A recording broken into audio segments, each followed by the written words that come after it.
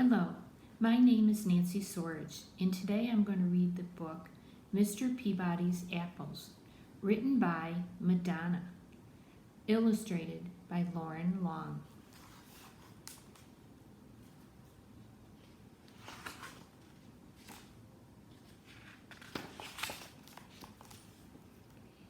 In the town of Happyville, which wasn't a very big town, Mr. Peabody was congratulating his Little League team on a great game.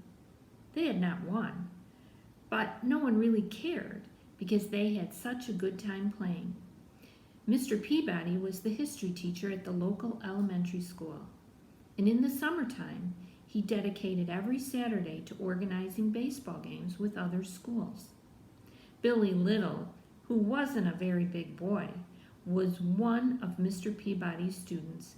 He loved baseball more than anything, and he thought Mr. Peabody was the greatest. After each game, he would always stay behind to help pick up all the bats and balls. And when they were finished, Mr. Peabody would smile and say, "Thanks, Billy. Good job. I'll see you next Saturday." Then he would start his walk home along the main street of Happyville, which wasn't a very big street, waving hello to everyone he knew, and everyone would wave hello back. Along the way, he passed Mr. Funkadeli's fruit market. Here Mr. Peabody would stop and admire Mr. Funkadeli's fresh apples. He would pick out the shiniest apple and drop it in his bag and continue on his way. Across the street, Tommy Tittlebottom watched with curiosity as Mr. Peabody walked away with the apple. "That's strange," Tommy said to himself. "Mr. Peabody didn't pay anybody for the apple." Tommy got on his skateboard and rushed to tell his friends.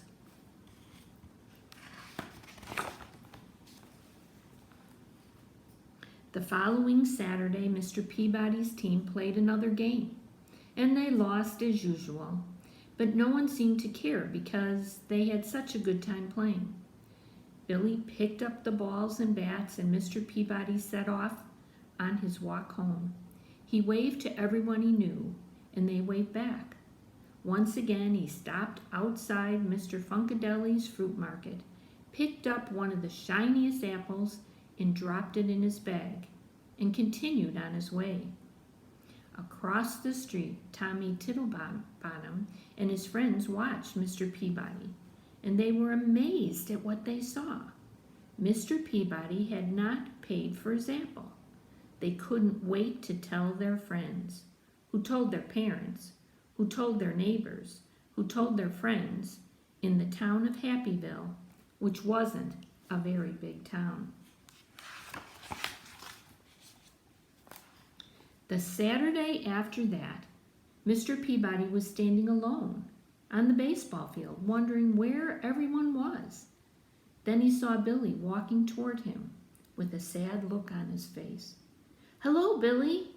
I'm glad you're here, but where's the rest of the team?" said Mr. Peabody. Billy remained silent. "What is it, Billy?" he asked again. Billy didn't look up. "Everyone thinks you're a thief," he said to the ground. Mr. Peabody looked confused. He took off his hat and scratched his head. "Who says I'm a thief, Billy? And what did I steal?" he asked. "Tommy Tittlebottom and his friends said they saw you take an apple from Mr. Funkadeli's fruit market, and twice. And they said you didn't pay for them," answered Billy. "Ah," said Mr. Peabody, putting on his hat on his head. "Let's go and talk to Mr. Funkadeli about that, shall we?"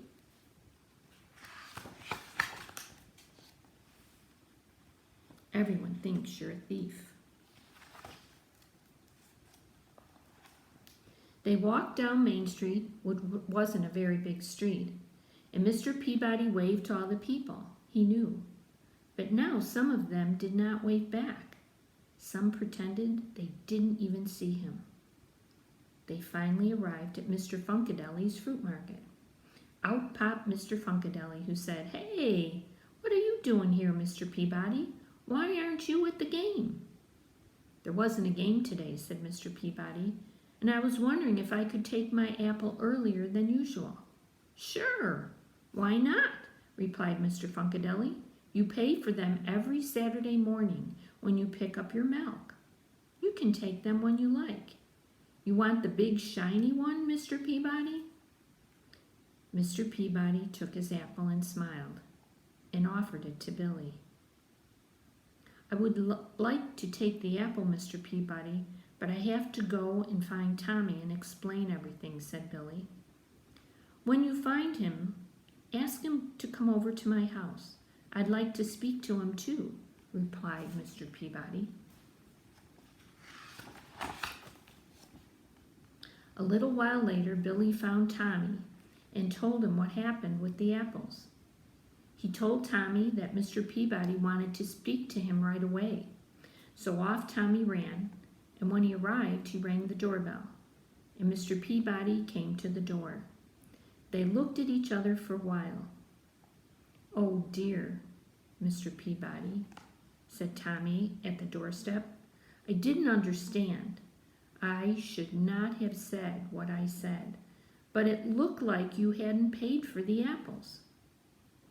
Mr. Peabody's eyebrows went up a little, and he felt a warm breeze blow across his face. "It doesn't matter what it looked like. What matters is the truth." Tommy looked down at his shoes and said, "I am so sorry. What can I do to make things better now?" Mr. Peabody took a deep breath, looked up at a small cloud that was in the sky, and said, "I'll tell you what, Tommy.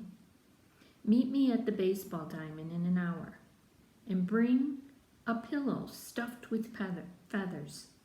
"Okay," said Tommy, who then ran off to his house to get a pillow. An hour later, Tommy met Mr. Peabody on the pitcher's mound. "Hello, Tommy," said Mr. Peabody. "Follow me and bring your pillow." Tommy followed Mr. Peabody to the top of the bleachers, wondering what this was about. "It's a windy day, isn't it?" asked Mr. Peabody when they reached the top. Tommy nodded his head in agreement. "Here's a pair of scissors. Now cut the pillow in half and shake the feathers out." Tommy looked confused, but did it anyway. He thought it was a small price to pay to gain Mr. Peabody's forgiveness. The wind carried the thousand of feathers far and wide.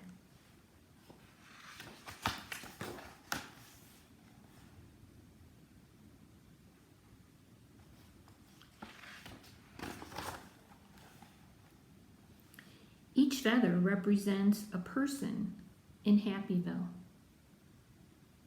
Tommy looked relieved and said, "Is that all I have to do to make things better?" "There's one more thing," said Mr. Peabody. "Now you must go and pick up all the feathers." Tommy frowned. "I don't think it's possible to pick up all the feathers," Tommy replied. "It would be just as impossible to undo the damage that you've done by spreading the rumor that I'm a thief," said Mr. Peabody. "Each feather represents a person in Happyville." There was a long pause as Tommy began to understand what Mr. Peabody was saying. Finally he said, "I guess I have a lot of work ahead of me." Mr. Peabody smiled and said, "Indeed you do. Next time, don't be so quick to judge a person, and remember the power of your words." Then he handed Tommy the shiny red apple and made his way home.